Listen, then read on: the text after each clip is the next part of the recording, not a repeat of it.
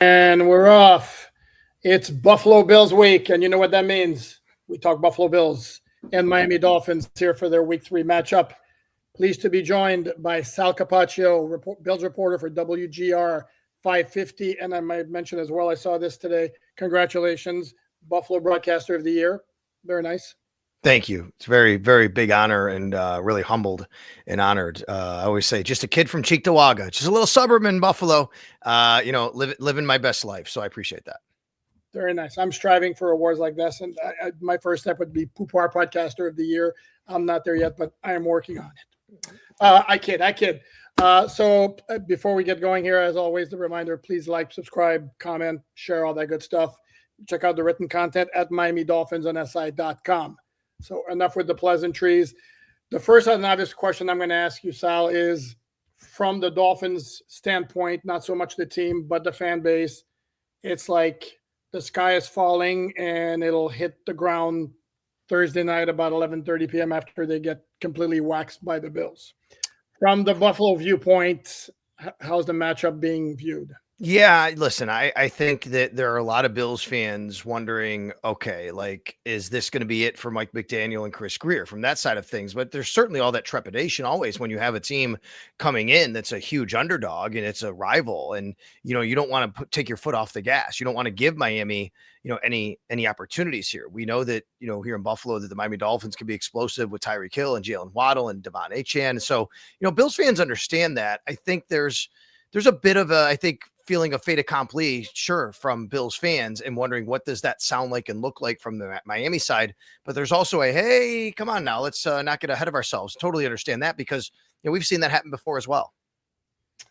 Yeah, and I'm guessing because I'm doing the research, the playoff game a couple of years ago when the Dolphins went in with Skylar Thompson and the Bills barely won and the Dolphins had the ball around midfield at the end of the game with a chance to win. I'm going to guess Sean McDermott may well be telling his players, remember that game, folks.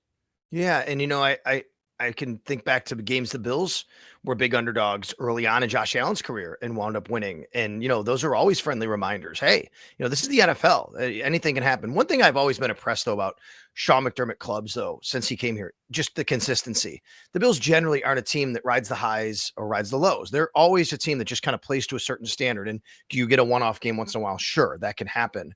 But they've generally been very good at understanding each moment, each game, and just kind of playing how they're supposed to play each game. So from that standpoint, I don't think that the Bills should have anything to worry about, but you never know. When you make a few mistakes, things start to snowball a little bit. Then you get a little bit, okay, hey, listen, the Dolphins, they're trying to save their season, right? Players are. There's no doubt about that. They're going to come out here and throw everything they have at the Buffalo Bills on Thursday night.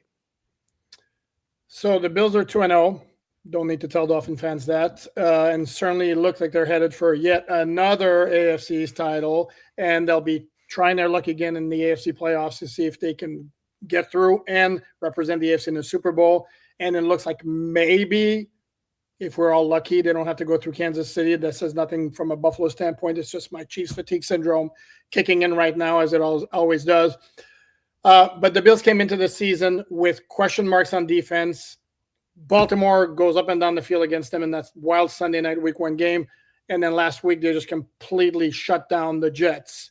So which one is more representative of what the Bills defense actually is?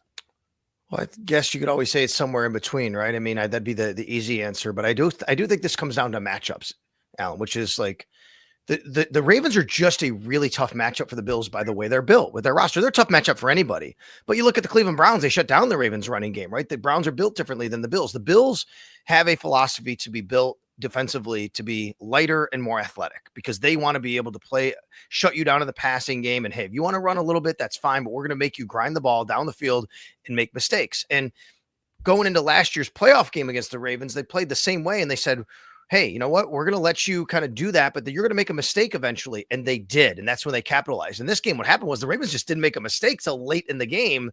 So by that point, it was, oh my God, we got to kind of turn it on and do something a little bit different. And the Bills had some defensive stops late. Against the Jets, the Bills were very understanding that the Jets were going to try to replicate what the Ravens did. They also had a very good running quarterback. They have a very good running back in Breece Hall, but they don't have Lamar Jackson. They don't have Derrick Henry. And the Bills said, look, we're going to make sure that you have to become a passer, Justin Fields. We're going to shut down the run game. And Justin Fields couldn't do that once they did shut down the run game. So I think it was more about matchups than anything. I give the Ravens a lot of credit. They're a very, very well-coached team. They're a very good roster.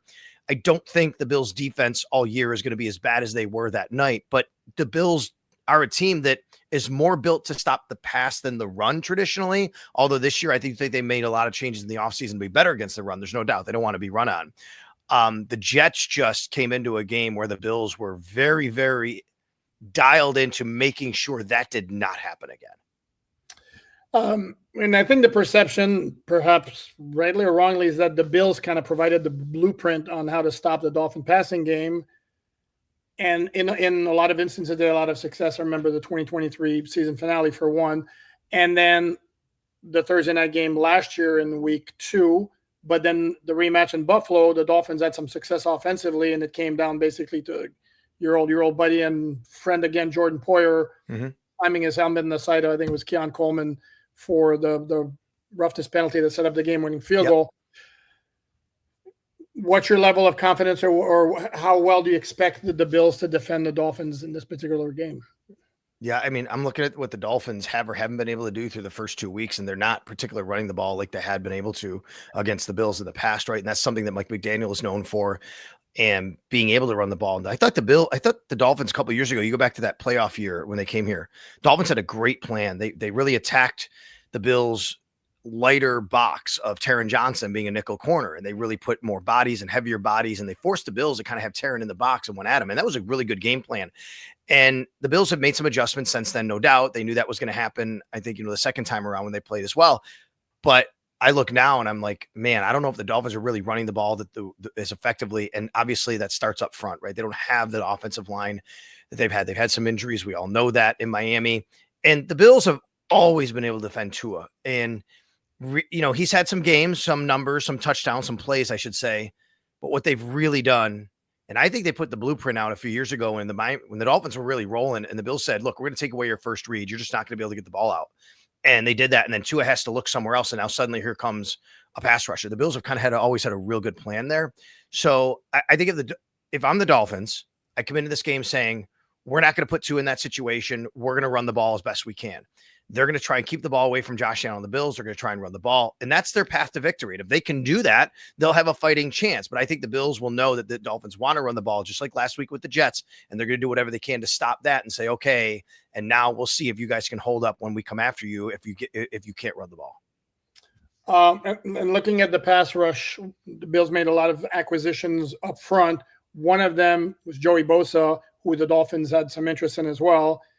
And at the time, I'm going to do a mea culpa, is I thought Joey Bosa wasn't very good the last couple of years with the Chargers, and he was very often injured. And now everything I'm hearing is the dude's like back to when he was like dominating force in his first couple of years.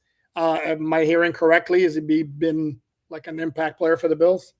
He's been incredible. If the Bills, Alan, if the Bills get this Joey Bosa for 17 games, like I'm not one to usually exaggerate like this, but I would say like that is the true difference maker you could have to winning a playoff game or a championship game. I mean, that's truly what he's been. He's been a true dominant difference maker. Joey Bosa, though, you're not wrong. He has been injured, and that's really impacted him.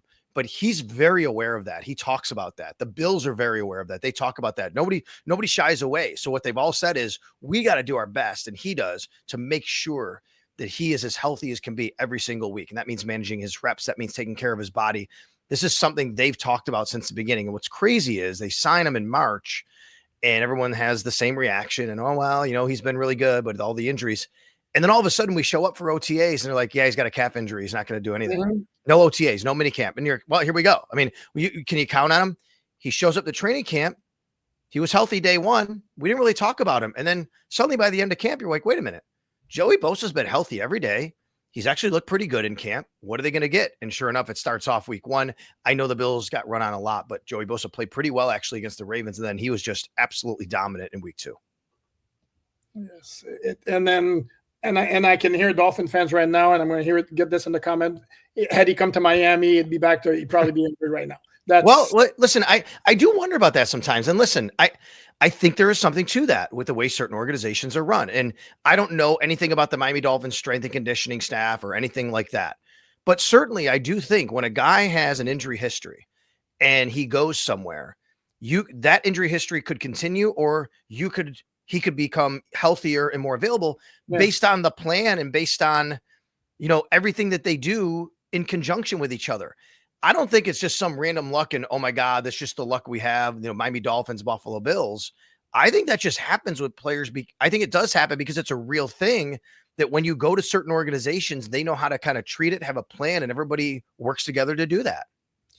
Yeah, and I think if you look at the data for the last several years, it seems like it's always the same teams who get really hit by injuries, and the Dolphins are one of them. I know San Francisco is one of them. Tennessee for a few years had the same issue. And as you mentioned, yeah, at some point it's got to stop being coincidence. You mentioned the defense, which played without Ed Oliver and Teron Johnson against the Jets. Now I'm seeing Matt Milano's got a pec injury. I'm going to guess he's not playing Thursday night. At some point, are the Bills going to feel an impact of all those injuries?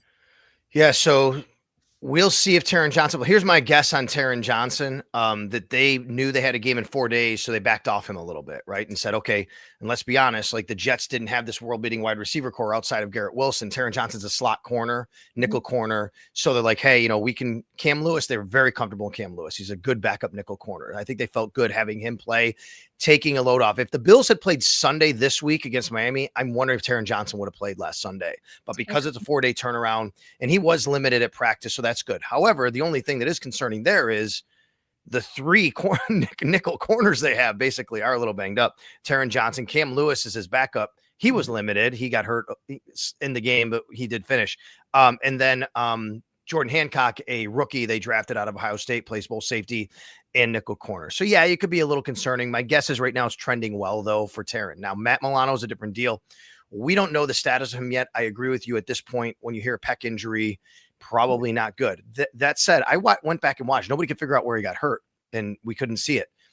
He finished the first half and then he didn't play in the second half. So something happened, but he was on the sidelines with his helmet on. So hopefully it's nothing major, but even if it's minor with a pec, you're probably talking about something that they have to deal with for a little bit. And he's a fantastic player. We know that about Matt Milano, and he was really off to a great start, like all pro level type of Matt Milano. Dorian Williams played most of the year for Matt Milano last year, though. He's a good linebacker. He's a good fill-in, and he'll be the guy that they would ask to step back up and be back in that same position. And then Ed Oliver's a massive loss for them up front. Mm-hmm. Now, remember, in week 1, he was great against the Ravens, the only real defensive lineman who was making plays. Mm-hmm. Then he gets stepped on in practice, and that's a freak injury. He's going to be out multiple weeks, but even without Ed Oliver, I mean, they gave up, Breece Hall had 2.9 yards a carry, and the Jets couldn't really run the ball. The Bills had a good plan without him. But that is an area where if, without Ed Oliver, the Dolphins could attack and see if there's something there, because the Bills have a couple of young guys, Deion Walker and TJ Sanders, who have to play that role. Those were 2 of the Bills' higher draft picks. How they look. And by the way, this is where I should point out that Dolphin fans are not going to feel sorry for Ed Oliver with the fluke injury of somebody stepping on his foot, because that's what happened to Austin Jackson, the Dolphins right tackle. Also, somebody stepped on his foot in practice. I mean, it's amazing. I know, right? I know. It's sometimes these freaky things happen, and we talked about Joey Bosa a little while ago. That's stuff that, like, hey, you got to maintain. Then suddenly something like that happens in practice. Nothing you can do about it. So the Bills will get Ed Oliver back, but I doubt it'll be this week. Yeah, I wouldn't think so either. The Bills' number 1 pick, top overall pick, Maxwell Hairston, is on IR, so we're not going to see him on Thursday. You mentioned a couple of the other guys, Walker and Sanders. How are those players looking? Yeah, Walker and Sanders, week 1. Sean McDermott, I do his weekly radio show with him. I asked him, hey, how'd you feel those guys played? He said, well, the effort was there. And then that's not a great thing to say other than you're trying to kind of like give them a little encouragement. But I thought they were much better in week 2. They're rookies, right? I mean, they have to have the details buttoned up. And that's something Sean talked about. But I thought they were much better in week number 2. And that'll come with time. That'll come experience and reps, no doubt. At corner without Maxwell Hairston, it's a good thing the Bills went out and re-signed Tre'Davious White to bring him back to the organization, but he did miss week 1. And a guy named Dorian Strong, who was a 6th-round pick out of Virginia Tech, actually played pretty well against the Ravens. But now Tre'Davious White is back, and people are a little concerned. Tre'Davious getting a little older. He's had some injuries, obviously, but he played well in week 1. But we'll see, though. There's a different deal. Tyreek Hill and Jalen Waddle and Tua throwing the ball.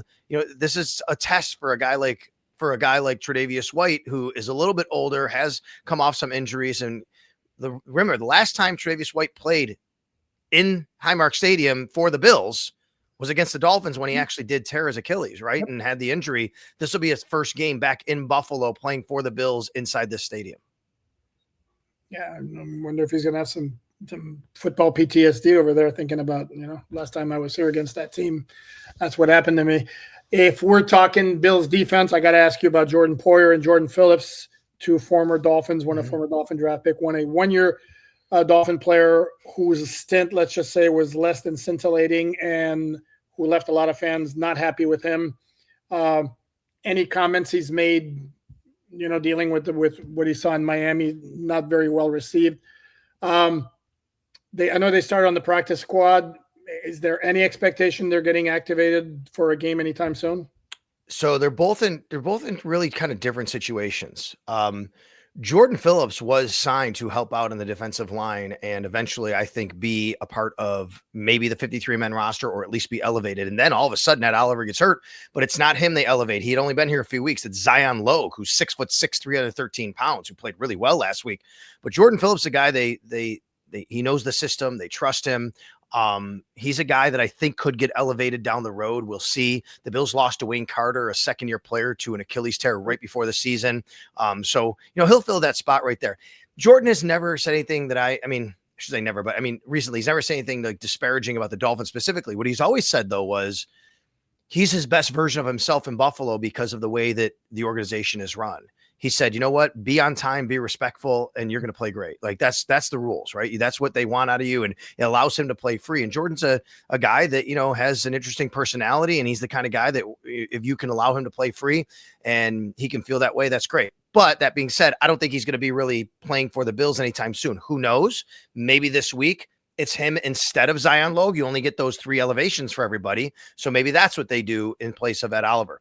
Jordan Poyer, on the other hand, was kind of really brought in to be more of a mentor to Cole Bishop, a young safety, to help him out a lot, like Micah Hyde did last year towards the end of the year when he came back. Mm-hmm. The plan, I don't think, is for Jordan to play this year unless they really need him. And that's fine. I've talked with him and I have a good relationship with Jordan. I talked to him and he said, look, he goes, I don't think I could even play 17 games if they wanted me to. But, at some point, if they need me to, I'll be able to step in. But he's really here to help out in any way he can, to be a part of an organization, to be a mentor to a guy like Cole Bishop, who they're really bringing along and they really like, but he has missed a lot of time over the last 2 years early on in the season, and he's got to get more seasoning. And I think Jordan's here of a break glass in case of emergency type of situation. Okay. Yeah, this is where I can tell you some Dolphin fans were like, please get him in the lineup on Thursday night so we can exploit him because the wheels aren't there anymore, and that's kind of was pretty apparent actually. In fact, last couple of years with the Bills before he joined the Dolphins, you could see a decline as well. I don't disagree at all, and I would say that from a standpoint of athletically, we could see that he wasn't the same Jordan Poyer from years ago. There's no doubt. If he did have to play for the Bills, the Bills did a good job his last year in Buffalo of understanding what his limitations were. And they actually moved him more of a box safety and said, okay, like he'll be more of like a guy who could just come downhill, make some tackles. We're not going to put him out there in space to have to go cover people. And I think that the Dolphins probably asked him to do a little bit too much of that last year. Well, that's not unfair. Then again, it's not like they had a ton of choices. Right. Yeah. That's a different story. I'm going to venture to guess this might be one of the very first interviews that you've done talking about the Bills and going 19 minutes without Josh Allen being brought up. So I don't know if I get probably right. I mean, the other night, I will say we did our podcast the other night. We said the same thing. Like, boy, we've done this for a while and we haven't talked about Josh, but Josh, it's funny, Alan, like think about this for a second. The Bills scored 30 points. Josh Allen didn't account for a single one of them. You go a game where Josh Allen doesn't throw for a touchdown or run for a touchdown. You're like, oh boy, the Bills must have been, what did they score? 10, 12 points? No, they scored 30 because that's just kind of the offense they have. They can turn and hand the ball off to James Cook and, he could take it 44 yards like he did. They have a really excellent offensive line to be able to do that. The Bills kind of had a very workmanlike performance. Josh Allen was excellent week 1, numbers wise, 251 yards just in the fourth quarter, setting records for how that they came back and how he played. They didn't ask him to do a lot in this game against the Jets, and he he wasn't productive statistically, right? Like you would normally see Josh Allen, kind of pedestrian numbers. But the only thing that was notable about Josh, he did get his nose hurt really badly, and he was on the sidelines, and his nose is bigger now. And I don't know if it's confirmation is officially broken or anything like that, but I do know that, his nose is bigger now, and was swollen, and he's good to go. And there's been more jokes about it than anything else since obviously they won the game the way they did. Of course he's good to go because he's always good to go. I mean, it's like you see it around the NFL, Joe Burrow, Justin Fields, Jaden Daniels, JJ McCarthy. Am I forgetting anybody? And then Josh Allen just gets his nose bloodied and, let me miss 2 plays and I'll go back in. Josh Allen has right now, we're going to knock on wood here. Okay. Josh Allen has right now the longest active starting streak of any quarterback in the NFL. Even it'll be one less game than full seasons because the Cincinnati game that didn't count, the DeMar Hamlin game, right? But other than that, but he still was out there. But the point I'm making is, it's very important for him. He's very prideful, and that's why last year, Week 18, the Bills did not need the game. Josh Allen played 1 snap. He started the game, took the snap, went out because he said it's important to him. I think he wants the record. I actually do. I know it's a long way from now. I get it. I think he wants to approach the record of consecutive starts. Well, and it clearly shows that it's important for him to stay in the lineup in the very conservative manner in which he plays quarterback, never taking any chances or exposing himself to big hits. I kid, sarcasm, #sarcasm. But it's like, well, I mean, the guy's a complete freak. I mean, again, he's reckless. I would imagine by now that, the Bills coaches have given up on the idea of Josh, you got to protect yourself, be a little bit smarter. They're just let her rip, do your thing, basically. Yeah, I mean, listen, Josh is Josh. They trust him to make the right decisions. And sometimes you come out of a game going, dude, why did you try to run that guy over? I mean, last week he's running down the field on the 40-yard run. He puts the ball in his other arm just so he could stiff arm the defender. And I'm even thinking, like, come on, just go out of bounds. You don't need to do that. But that's just the gamer in him. He's got a lot of Brett Favre in him. We've always said that. I think he's done a better job the last couple of years. The Bills have done a better job of protecting him as well in a lot of ways and how they kind of design things. The one area he's really improved, though, obviously, is not taking chances with the football and putting it in the air. I mean, he really cut down his interception rate over the last couple of years, and he just doesn't give the ball away like he used to. And that's obviously a great thing. Yeah, and that was the biggest flaw in his game early in his career. He was very careless with the ball.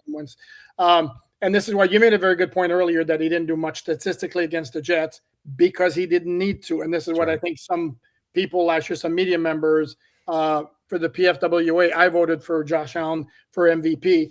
Again, Lamar Jackson may have had better numbers, but Allen's a quarterback who will do what needs to be done. It went like the game against Baltimore. It was time. Okay, gang, hop on my back here.